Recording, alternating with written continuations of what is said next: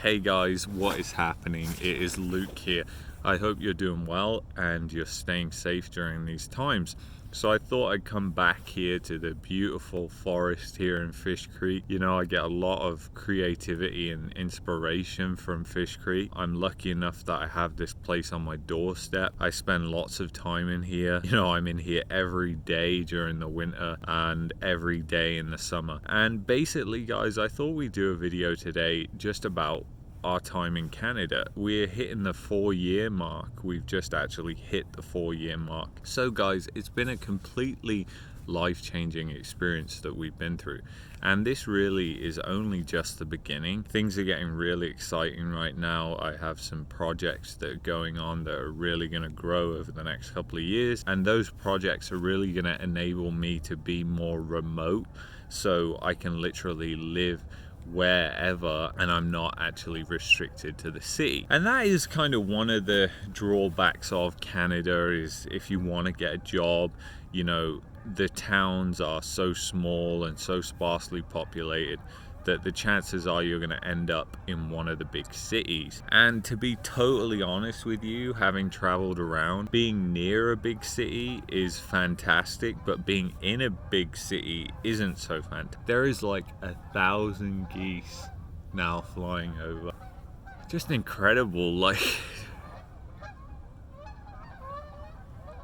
wow. Anyway guys, I'm just going to keep talking because I don't think they're stopping anytime soon. But basically guys, we spent 2 years in Toronto and I'm so glad that we went there. You know, we lived in Toronto and then we lived in Milton, which is about an hour and a half's drive from downtown Toronto. And you know, we explored a lot of Ontario, and the province is absolutely beautiful. It really is. You know, the economy was booming at that time, so work opportunities were everywhere. It was easy to get a job. You know, my girlfriend went through like 3 or 4 jobs, and you know, from when we landed, she got a job pretty much within 3 to 4 weeks, which just goes to show you that that can happen. She was a new immigrant and she got a job. But Ontario on the whole was obviously not the place that we wanted to be long term. It was mainly due to the fact that the cost of living there is just absurd. And you know, we moved here to Calgary, Alberta, which is a beautiful city. It really is, and Alberta is a wonderful province. The people here are fantastic. We have no regrets moving here, really. But that doesn't mean we're not going to move somewhere else. Me and my girlfriend, we had a long discussion about it. We really want to be on Vancouver Island, and we visited there a couple of times now, and we just absolutely fell in love with the place. We felt like it was really home, whereas Calgary doesn't feel like home to me, but I can appreciate it nevertheless. And you know, in this whole experience, obviously I've learned a lot of new things. I mean, when you come as a new immigrant, you have to adjust, and it's just part of the tide. And even when we moved here to Alberta, we experienced that culture shock again. So it just goes to show that even within the country, you know, the country is so large, the cultures are so different, varying province to province, so they're not necessarily the same. And the weather, obviously, like the weather has been a massive adjustment. I mean, in England the climate is mostly mild. The winters they're kind of cold and damp and rainy, but they're pretty mild on the whole. So we never really had we had never really experienced cold winters. And then within, like, we had some massively cold winters. One December, I think it was December 2018, it was absolutely insane. We went to England for Christmas and we came back. The car was covered in like 2 feet of snow in the parking lot. We'd only been gone a week and it was minus 40 out, and that persisted for like a couple of weeks. That was one serious cold snap. And that is one thing about the weather here in Alberta. It really isn't as good as it is in Ontario, and partly that is due to the altitude of Calgary. Calgary is such high altitude, it just really, the weather can change rapidly, and it does change rapidly every day. For example, the other day when I was up at 4 a.m, I was out for my morning walk and everything like that, and it was the daytime high. I didn't realize at the time, but it was 1 degree, and then the temperature went down all day until it hit the low of -9. And that's just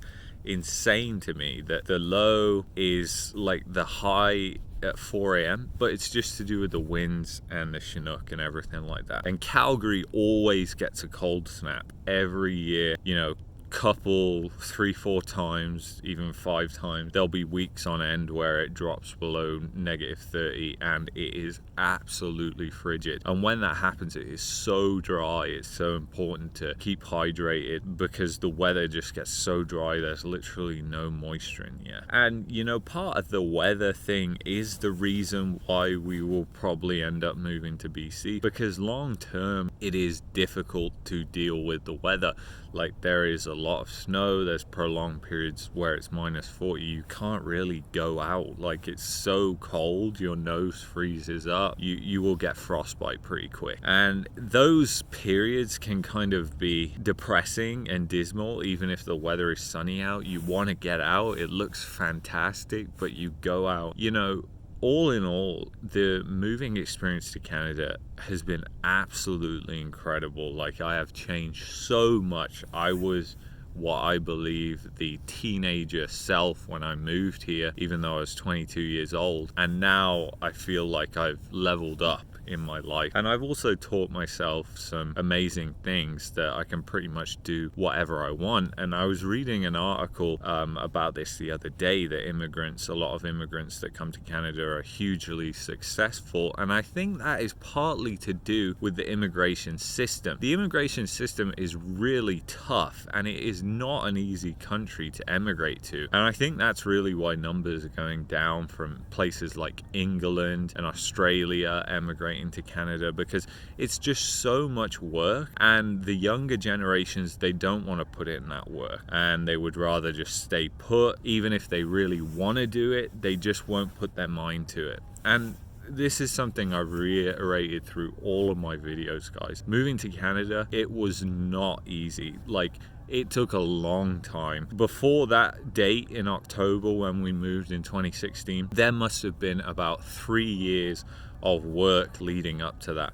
And then there was all the work on getting the permanent residence once we got here, which pretty much started from when we landed to when we got permanent residence last year. Nearly 3 years, guys. And for those 3 years, it was kind of, you felt like you were being whipped back and forth. You never knew whether the visa was just going to end and you were going to get it. I mean, the process is so slow, and it was kind of daunting, and also, you know, it was throwing our emotions all over the place, guys. But the thing is, if you can do something like this, emigrate into a country, then this is what I mean. You can pretty much go on and do whatever you want if you put your mind to it, because you've already proved one of the hardest things to do is emigrate to a different country. So if you've achieved that, it's something to be proud of and never forget about. And you know, my family have been immensely supportive of me throughout this time. They've visited lots. They've been incredibly supportive the whole time. That's really, really helped me settle down in Canada. And we both changed so much. We are different people, and we love Canada. We love this country, and we will stay in this country. So I hope you enjoyed this video, guys. I really do. 4 years, what a milestone. Many more to come. I can honestly say I will never go back to England and live there full time. Never again.